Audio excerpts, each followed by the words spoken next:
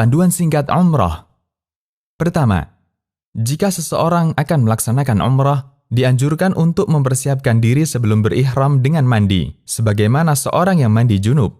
Memakai wangi-wangian yang terbaik jika ada, dan memakai pakaian ihram. Kedua, pakaian ihram bagi laki-laki berupa 2 lembar kain ihram yang berfungsi sebagai sarung dan penutup pundak. Adapun bagi wanita, ia memakai pakaian yang telah disyariatkan yang menutupi seluruh tubuhnya.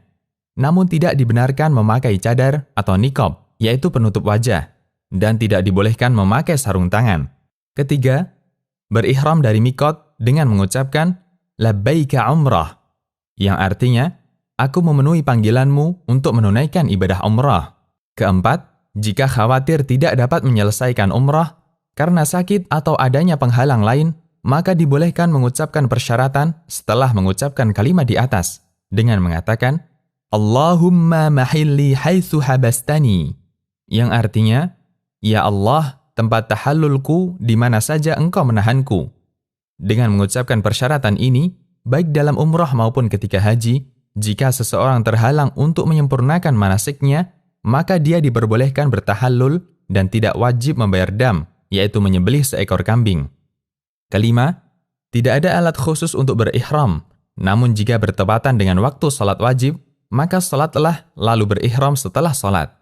Keenam, setelah mengucapkan talbiyah umrah, yaitu pada poin ketiga, dilanjutkan dengan membaca dan memperbanyak talbiyah berikut ini, sambil mengeraskan suara bagi laki-laki dan lirih bagi perempuan hingga tiba di Makkah. Labbaik Allahumma labbaik, labbaik la syarika laka labbaik, innal hamda wan ni'mata laka wal mulk la syarika lak, yang artinya, aku menjawab panggilanmu ya Allah, aku menjawab panggilanmu, aku menjawab panggilanmu, tiada sekutu bagimu, aku menjawab panggilanmu, sesungguhnya segala pujian, kenikmatan, dan kekuasaan hanya milikmu, tiada sekutu bagimu. Ketujuh, jika memungkinkan, seseorang dianjurkan untuk mandi sebelum masuk kota Mekah. Kedelapan, masuk Masjidil Haram dengan mendahulukan kaki kanan sambil membaca doa masuk masjid. Allahumma ftahli abwaaba rahmatik, yang artinya, ya Allah, bukakanlah untukku pintu-pintu rahmatmu. Kesembilan, menuju ke Hajar Aswad, lalu menghadapnya sambil membaca Allahu Akbar atau Bismillah, Allahu Akbar, lalu mengusapnya dengan tangan dan menciumnya. Jika tidak memungkinkan untuk menciumnya, maka cukup dengan mengusapnya, lalu mencium tangan yang mengusap Hajar Aswad.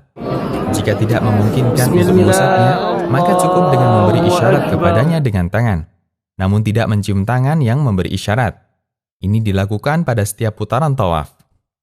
Kesepuluh, kemudian tawaf umrah 7 putaran, dimulai dari Hajar Aswad dan berakhir di Hajar Aswad pula, dan disunahkan berlari-lari kecil pada 3 putaran pertama, dan berjalan biasa pada 4 putaran terakhir.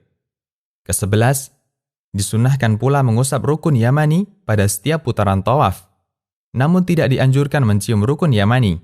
Dan apabila tidak memungkinkan untuk mengusapnya, maka tidak perlu memberi isyarat dengan tangan.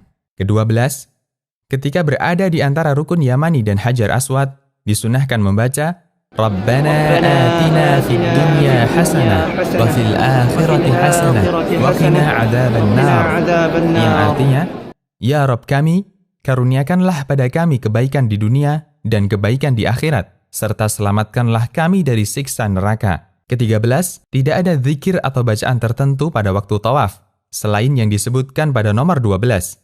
Dan seseorang yang tawaf boleh membaca Al-Quran atau doa dan zikir yang ia suka.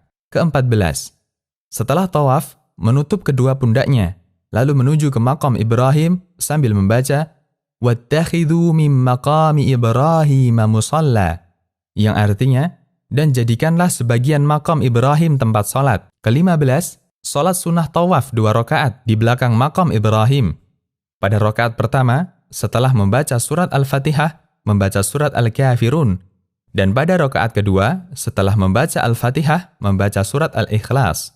Ke-16, setelah salat, disunahkan minum air zam-zam dan menyirami kepala dengannya. Ke-17, kembali ke Hajar Aswad, bertakbir, lalu mengusap dan menciumnya jika hal itu memungkinkan, atau mengusapnya atau memberi isyarat kepadanya. Ke-18.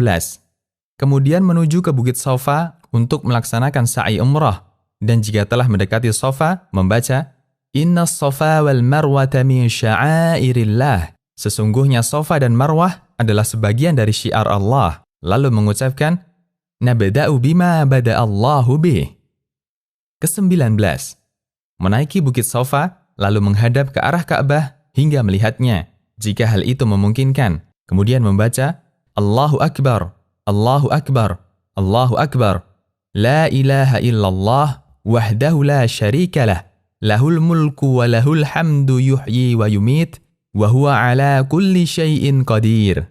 La ilaha illallah wahdah, anjaza wa'dah, wa nasara abdah, wa hazamal ahzaba wahdah.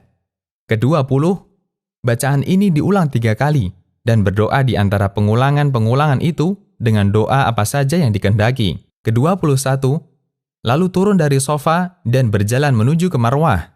Ke-22, disunahkan berlari-lari kecil dengan cepat dan sungguh-sungguh di antara 2 tanda lampu hijau yang berada di Mas'a atau tempat sa'i bagi laki-laki, lalu berjalan biasa menuju Marwah dan menaikinya. Ke-23, setibanya di Marwah, kerjakanlah apa-apa yang dikerjakan di Safa, yaitu menghadap kiblat, bertakbir, membaca zikir pada nomor 19, dan berdoa dengan doa apa saja yang dikehendaki.